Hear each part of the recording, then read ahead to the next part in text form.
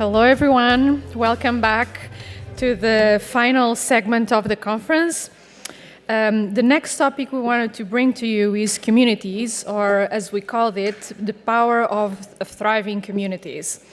The panel features key speakers from MIT, the Startup Accelerator MassChallenge, and the Coca-Cola company, who will tell us how they are building startup communities and scouting for solutions, how they come together to support businesses, and what led them to look for other ecosystems.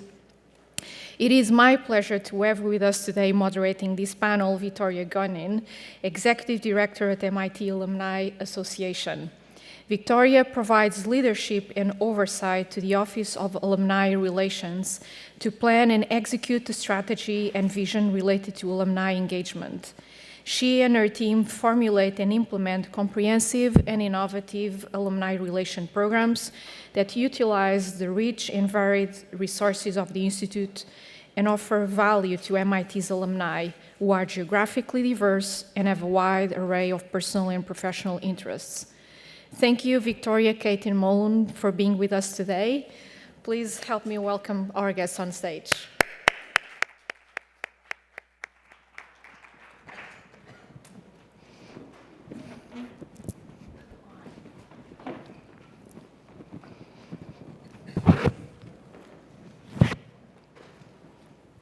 Good afternoon. It's good to see everyone. So this is a topic that I'm sure is near and dear to your hearts, or if it's not, hopefully after today you'll be inspired to think about community. And I think given sort of the time and the place we're in right now, community is more important than ever.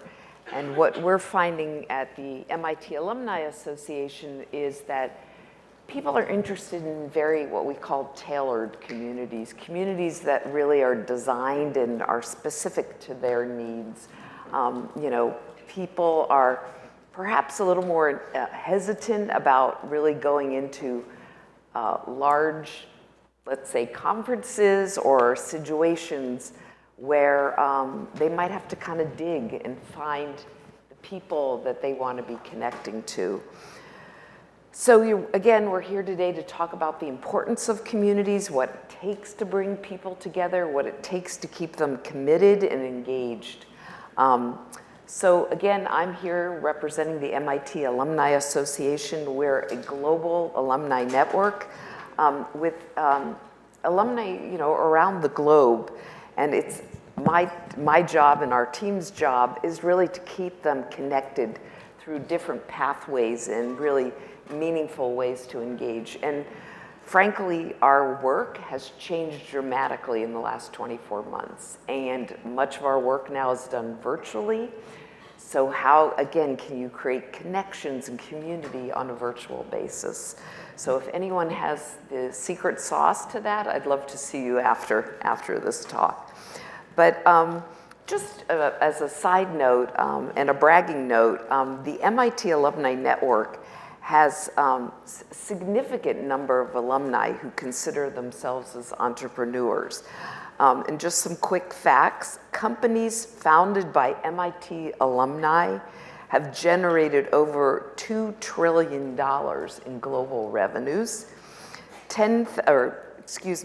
30,200 currently active startups were formed by MIT alumni since 1981.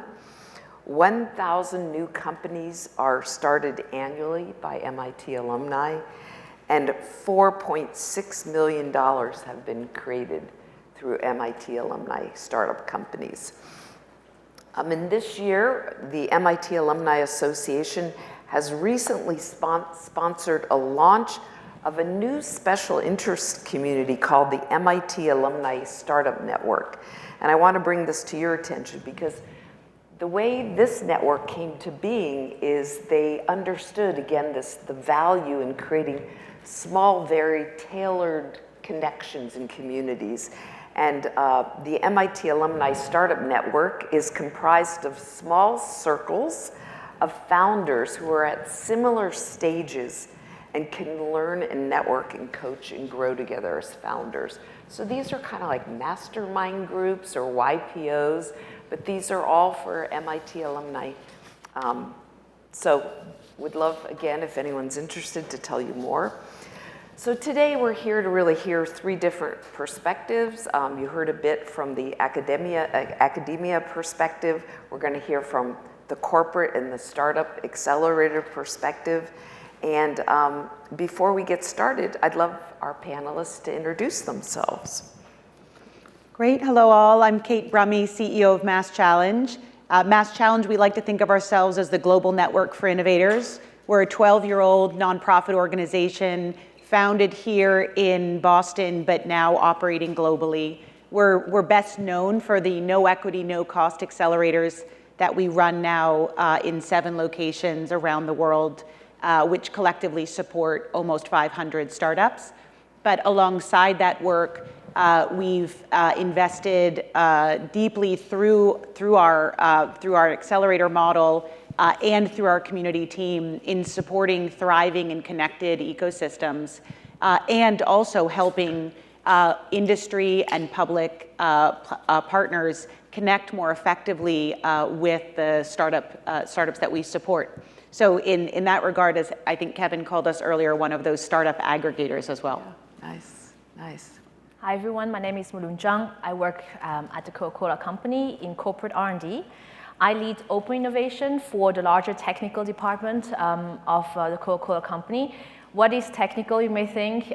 It is essentially anything that is the product, the packaging, inside it, outside it, the equipment, dispensers, manufacturing, supply chain, anything that will typically require an engineer to take a look at it.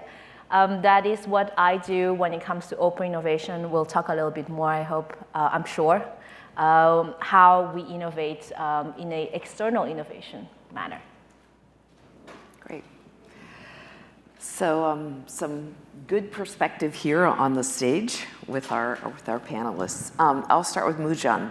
How do you at Coca-Cola nurture and build regional startup communities? And do you have some examples? Yes. So before I go into building and nurturing, I think it makes sense to first say what is a startup community for us, for Coca-Cola? What are the relevant ones? So for us is follow where the money goes. Most likely you'll find a community there. And also follow where the knowledge is, for example, university. And here we are today in Kendall Square, where both money and knowledge combined is definitely a hub. We call it more a hub than anything else. So the question now, how do we build? We are very much aware that it's a very human-to-human interaction, right? Being here physically with you today. So that's why the past 24 months have been a little bit tricky. Having those face-to-face conversations, meeting, expanding your network, having a founder-first mentality to make sure that, hey, I have a problem, I'll come to you, but I'm also open my doors for you to come to me. So have a two-way stream. Now nurturing, it's all about, for Coca-Cola at least, nurturing is about how do we polish our relationship in a way that we can collaborate. There must be a synergy for you, for us. Some of our communities is also through our VCs, for example. So how do we create that synergy?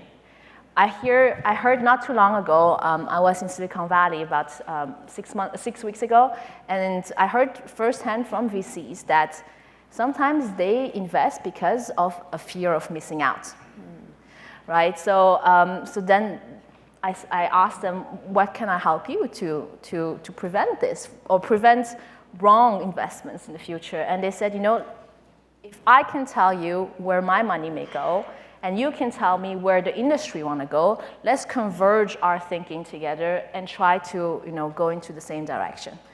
So nurturing these hubs is really about finding that sweet spot, finding that synergy that we can create together. Caitlin, do you have examples where you've seen that sort of synergy or that cross-pollination that then brings a community together? I mean, absolutely. I think we can talk about how ecosystems launch and grow. And we saw Phil put up earlier on the slide the key stakeholders that are required for innovation communities to thrive. What's often missing in the early days of emerging areas we think of a couple things. One is connective tissues, ways for those stakeholders who sit in different roles to interact and start to build first trust and relationships and then mutual transactions. And then also opportunities for parties to do work together.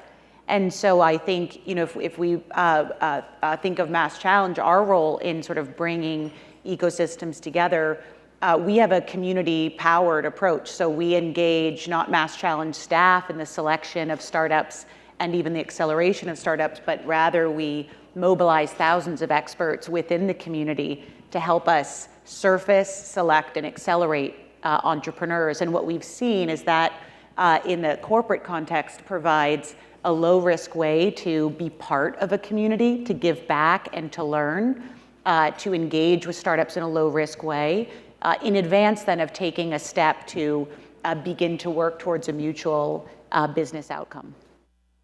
You both used the word sort of trust. Like how do you build that quickly with people who don't know each other? And just they're all of a sudden they're sort of diving in together into the unknown. I'll start first and you can build on. I think sincerity coming across, I'll be straight to the point. If your solution is no fit, I will tell you your solution is no fit. So I do think if there's anything about startups, they're super resilient to get to the point immediately.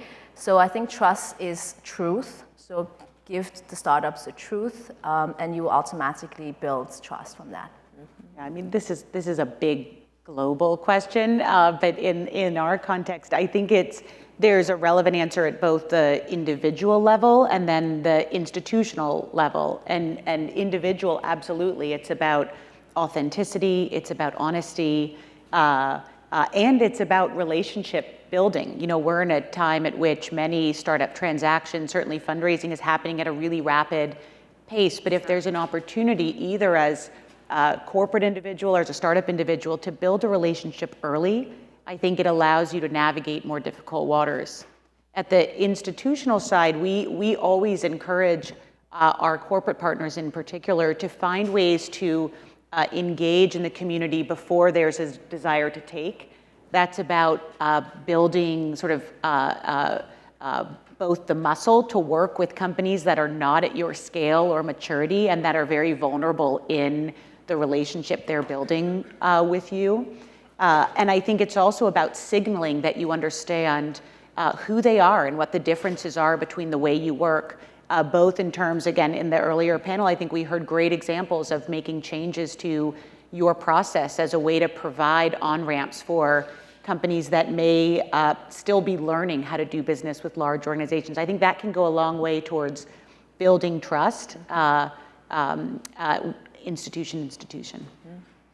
And so just to stay on that point, do you have on-ramps for industry partners to engage? Like, can you give us sort of how do you leverage your global footprint in that sort of engagement? Yeah, maybe I'll just share sort of a little bit.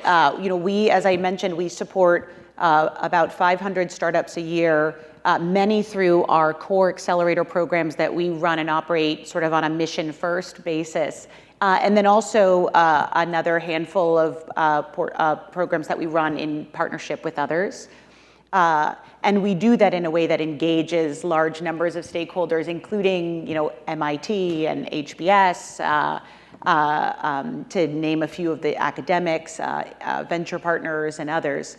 And so what that means is we have an extraordinary aggregated group of innovators and experts, and specifically in this case startups that are in our ecosystem. And so when we work with partners, we're often supporting one of three objectives, and we think it's important for us to understand up front what those objectives are and how ready the organization is in terms of their maturity and their experience working with startups, the size and scale of their team, the budget they have ready to deploy, so that we can provide the right on-ramp so that it's mutually beneficial, aligned with their objectives and the startups.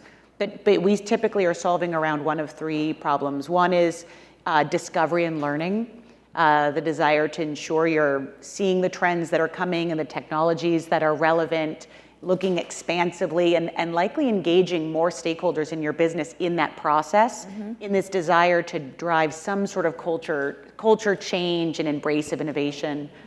The second goal is specifically around more productive engagement with startups, but still in a low-risk environment, sort of pre-decision to move a relationship forward. And then the last is really effectively match a startup to a challenge set and drive towards a mutual sort of go, no-go, typically around a pilot. And so we have an awesome partnerships team that works closely with partners to specifically design engagement plans that leverage our infrastructure, the programs that we run, the relationships that we have, but in a way that is more tailored. And I think that's been a big change over our 12-year history. And we were talking briefly before the panel that our corporate industry partners are much more sophisticated today and very clear about what they need to accomplish and deliver to justify their work. And so we are also working to provide these on-ramps that are not just about engagement and exposure, but much more tailored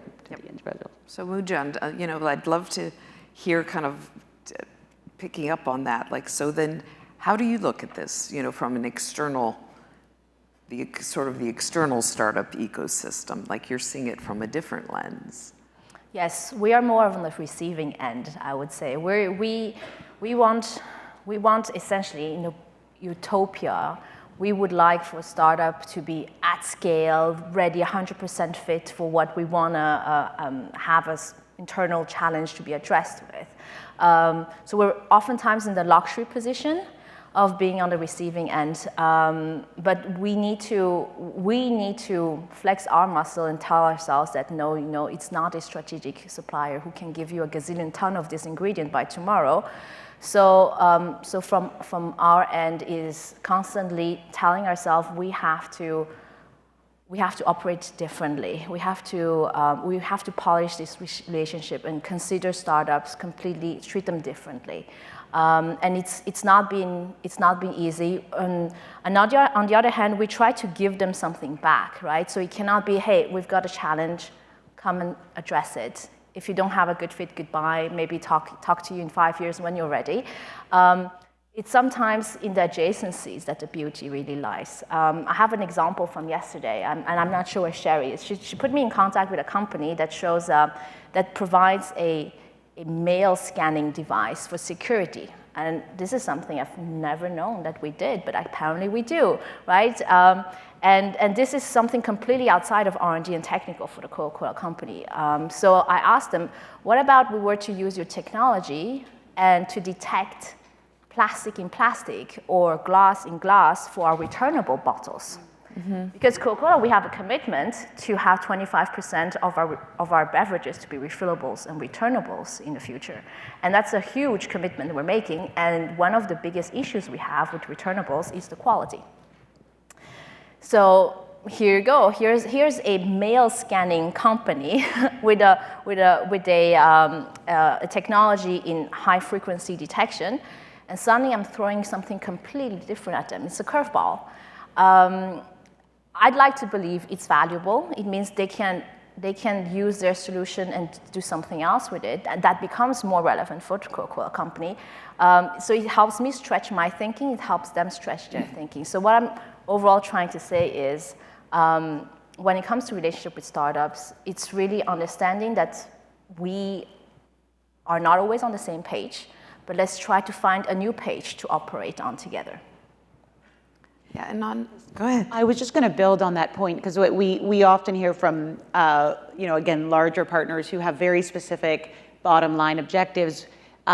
What's the value of working with these very early stage companies? And I think what you highlight is the value in mentorship is the opportunity to nudge a startup who has not yet found product market fit or may not even yet know their end market towards the actual problem set in the world. And so when you are able to, it may not be the core of your strategy, but when you are able to spend even some portion of your team or your technical team time out in the field providing feedback or mentorship, you can help connect the dots between industry challenges and these incredible technologies which are coming out of the lab. Mm-hmm.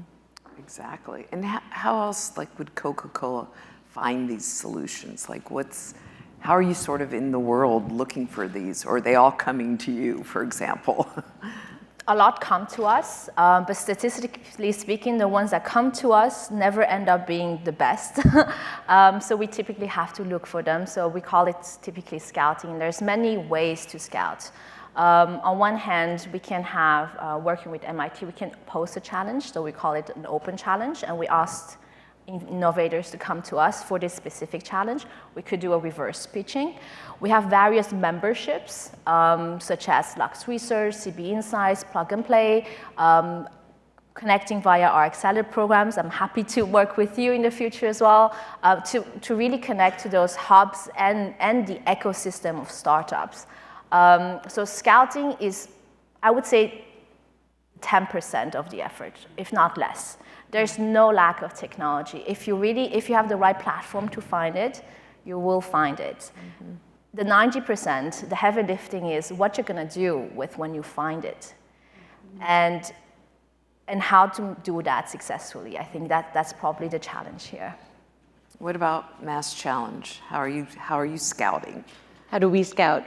So our startups come from all around the world. We find today, now that we're more than a decade in, the vast majority of our companies come through word of mouth, through our alumni, through our extraordinary expert community, and through our really robust community partner network. With that said, we stretch beyond our known network also.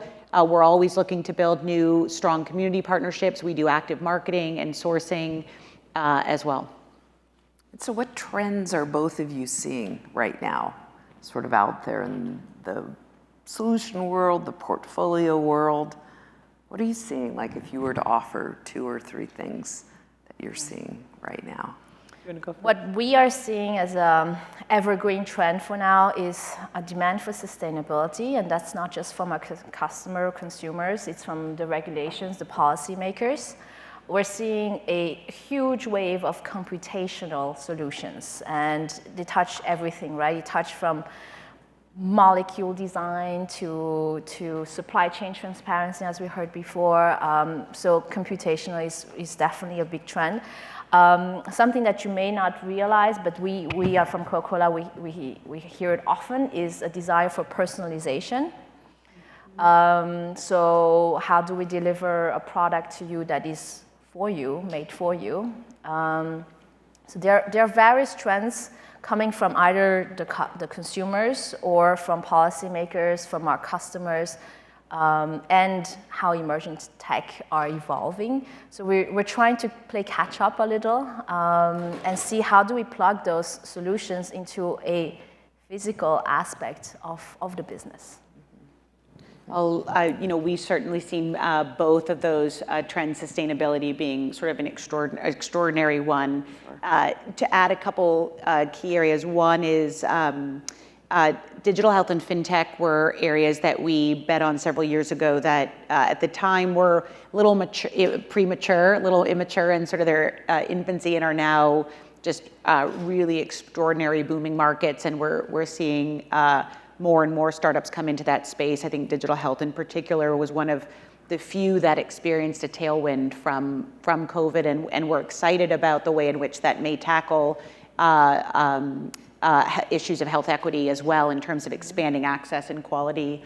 We're watching closely the rise in entrepreneurship around what some are calling sort of the real economy. So entrepreneurs taking on really large, complex challenges like infrastructure, mobility, housing, that have historically been less attractive because of the complexity of the solutions required, the timeframes, and frankly, the preferences of capital, which tend to be biased towards clear-cut software companies. So we're excited about that. We've always had a healthy portfolio, being based here in Boston, proximate to MIT, where I think a lot of this work is happening.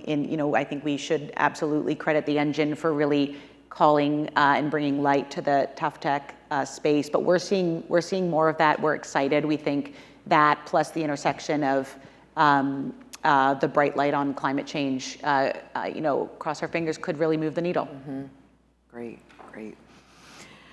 So are there any other, before we open up to questions, are there any other learnings that you want to share at this moment with the audience from where you sit right now, or any other kind of pieces of advice, especially around sort of effective partnerships or community participation? I'll highlight, I know we haven't yet addressed COVID, but certainly COVID, as you mentioned, it has been an extraordinary period of time, especially in the context of community. And if we rewind the clock to 2.5 or 3 years ago, the startup community, even if we think of just here in Boston, used to be very physical networking, and one-on-one relationships. I think the experiment that COVID forced around virtual connections has actually shed a lot of light on what can be done well from a community building perspective virtually and what cannot. So I think that at MassChallenge has created really unique opportunities for us to build global community in a way that we were not previously, and to create far more connectivity across our hub. So we're really excited about that. I think the question of how do you balance the virtual and the physical is, we will wrestle through with the rest of you over the next couple of years, but that's a really bright light that we see coming out of COVID.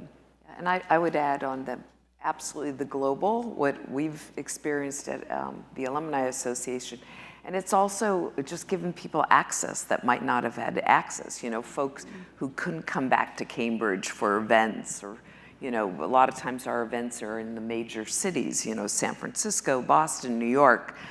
And so now we've really been able to really bring in people back into the community that were sitting in Kansas or the Philippines, for example. So it's been great in that way. Zhang. Some learnings I can share. I would say first to the corporates, only a thriving community will make you thrive. So invest in that community if you can, wherever you can, whether it's through mentorship, whether it is just to sit down and really listen to the startups. My learning and advice for the startups among us here is it's not you, it's us. It's typically is the corporates are not always ready for you, or we are not equipped for you, but don't give up. It doesn't mean, it really does not reflect on you. It reflects more on us than anything else. So keep on knocking on our door. Sometimes it's not the right contact that you've reached out to. So I would say my biggest learning, especially through COVID, since there was no face-to-face really, so you cannot corner me during lunch and say, listen to my 5-minute pitch. Just don't give up, and use your community in your advantage. That's really where the strength is when it comes to open innovation. Great. So we have some questions coming in. So we have heard often today about the challenges of innovation teams penetrating business lines. How does Coca-Cola manage this valley of death? I wonder if it's anonymous, isn't it? I've used the word valley of death today. I wonder if it was the person who listened to. Okay, so yeah, the valley of death. I'm sure a lot of you are familiar with that. The thing is, there are several valleys of death, especially, I guess, if you're in research, right? You research, and then amazing, you've published your research, and then the valley of death, what do you do, right? Now you've tried to commercialize something, and there's a valley of death, because who is going to take on? All right, you found your first customer, valley of death, how are you going to further scale? So there are multiple valley of death. I'm not sure the person who's asked which one specifically you're referring to. But when it comes to Coke, at least, it's about the fit, really. It's about, even it's not a fit today, if we really see, if we really see that there is an ultimate outcome that we can work together on, the way that we would do is through a collaboration or co-development. So the way we can work together is not always, here's a plug and play, and we need the gazillion ton from you by tomorrow. It can be on one extreme acquisition. We have acquired solutions in the past. It could be on the other end, right? The co-development, joint venture, joint development, and anything between. The anything between is actually where the beauty, the magic lays. Whether it is licensing, whether it is we open up our own IP, and you can help us further develop based on our IP something truly unique. It could also be the fact that we will incubate you, or we will put you into one of the retail stores or one of the bottling plants. And how do we learn from that and help you navigate and help you get out of the valley of death? So you have, of course, gain, but also from our side, we get to learn about your solution more, and we can help you scale within our system. So overall, there's many options. It really depends on which valley of death and what solution you have to offer. But we can help you get out of it. All right. So if you had a magic wand, what one thing would you change or create about the innovation community, both from the corporate and the startup perspective? Good question. Who wants to take the wand first? Oh, well, if I had a magic wand, there are so many things I would do. But in the context of this question, if I think of the sort of startup and entrepreneurial space, there is so much work we have yet to do to make it a space that's inclusive and creates opportunity for equitable outcomes for all entrepreneurs, regardless of whether they fit or break traditional molds on any number of scales, whether that's founder, gender, race, whether that's sector they're tackling, whether that's how they want to build their business, inclusive of VC or not. And so, I think if we are able to really support a greater diversity of startups on all of those dimensions, we will see entrepreneurs really be able to make an impact on a much broader set of critical challenges. So that's one thing that I'm passionate about, I think a lot about. On the corporate side, the one thing I would change, or maybe ask to those of you in the room, is to be clearer about sort of what you are looking to get out of a relationship and what you are able to do. Because I think the frustration, the return on effort frustration for both corporate partners and startups often comes down to poor matches that don't have aligned expectations and aren't ready to make hard decisions. And so the more clarity you can put into what am I looking to get out of, what am I able to commit to, or what am I looking to work towards today, and then a willingness to make go, no-go decisions at certain points just allows both parties to really maximize their own team's time and effort. Mm-hmm. And I think we heard some of that in the story we heard early today. Yeah, I think you made a good point, sort of knowing sort of that go, no-go, because sometimes even if you're clear, thinking about what the relationship could be or look like, you have to sort of revisit that to say like, okay, we've gone this far, should we keep going? Exactly. And if both, the worst case is a startup thinks they're working towards a pilot and you think you're mentoring them, and that's a total mismatch. Misalignment. Exactly. And that the startup may decide to spend time elsewhere, depending on sort of what they think. So just aligning those expectations, driving towards clarity. As they say in sales, like the next best thing after a yes is a fast no. And I think that sometimes applies in the startup corporate space. Exactly. Yeah, fully agree. If I had a wand, magic wand, what I would change from corporate would be a mindset change.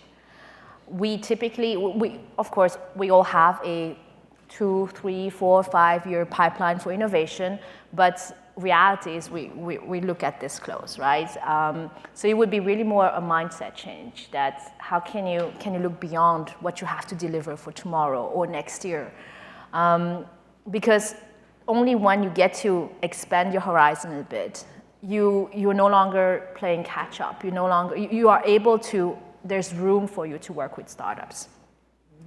The magic wand for startups would be, I wish there would be a way for me to tell them how difficult it is to work with us in one go. Because sometimes it's complex, it's paperwork, it's 20 people who have to sign off.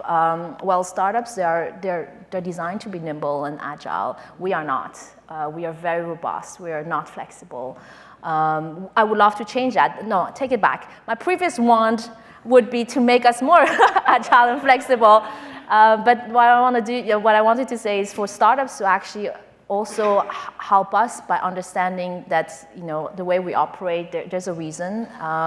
We'll try to cut as many corners as we can, but sometimes it just gets difficult. We are not able to operate like a startup. Just out of curiosity, how big is Coca-Cola now? We have about 70,000 worldwide across the whole world, including our bottling partners. We have about 200 plus separate entities, which are our bottling partners, and that's another 700 bottling plants across the world. So many entities. We operate everywhere except for 2 countries. I don't know if somebody want to guess which 2 countries we do not operate in. North Korea, that's one. Russia. No, well, now we don't operate in Russia, unfortunately, but typically it would be Cuba. Yes, we ceased our productions in Russia last month or the month before, yeah. Wow, wow. So just perhaps we can kind of end here. Where do you see the future in how we run accelerators and similar programs? There's been a shift to digital and hybrid solutions in the recent years. Will we ever go back to physical presence only? Predictions. Yeah. So I'll tell you what we're experimenting with, and I won't say we know the future. I think what we can say we know from what we've learned is that there is huge value in a virtual first offering in terms of accessibility, efficiency, and customization that we think allows us to both scale and meet entrepreneurs where they are. Yeah. And what we've also learned is that several core aspects of the classic accelerator translate really well, as effectively, if not more effectively, into the virtual format, namely education. Given most entrepreneurs are receiving it somewhat passively, they will say they listen to the sessions on 2x while they walk their, it's like what you would expect. And then mentorship actually has been very effective, especially as we think about a globally connected mentor pool. The piece, and we think of that as sort of the science of acceleration, if you would. How do you help entrepreneurs gain traction? The art is all in the extension of your social network, the building of relationships, the understanding of ecosystems and talent pools and local economies so that you can build your own sort of social network, which we know is important, and your companies. That I think benefits from some physical presence. And so, those 2 conclusions have us experimenting with hybrid offerings, some virtual only, some hybrid. And then when we think about physical only, likely limited to what really has to occur in market. So we could imagine a future state where we're running programs that are specifically designed at helping entrepreneurs from around the world understand, navigate, and connect to the Boston ecosystem. Really different, I think, than a general startup accelerator program. Right. Really tailoring it for the situation. So I am one of these people who love my pajama pants. And I love Thank you for getting dressed. Yes, it was hard this morning. I have highly benefited from the fact that things have gone hybrid, and the tools that have come to life are really incredible. I was in a pitch session, and suddenly you got pulled into a networking smart group, and then you got pulled. It's almost speed dating virtually. It's super efficient. You get to see a lot, but I think we lose the depth. We lose that. When you get to corner me at lunch, I mean, those moments are precious. But I wanted to say as well, I don't know about you, but I feel I worked more during COVID, even now, versus before COVID. And I think that is due to, you don't spend time on the plane or traveling. You just accumulate more meetings. Right, or commuting. Yes, more commuting. So there's just more projects versus before COVID. So good or bad, I'll let you decide, especially now that travel has resumed. My inbox has exploded this week. But I do think hybrids should stay, especially for some people who are not comfortable traveling yet, especially for certain people who are not able to travel or it's just too far, too expensive. So I do think it's an inclusive way, more inclusive way of working together. Good. I think we're at time. So I want to thank everyone, and hopefully you've got some good insights. Thank you.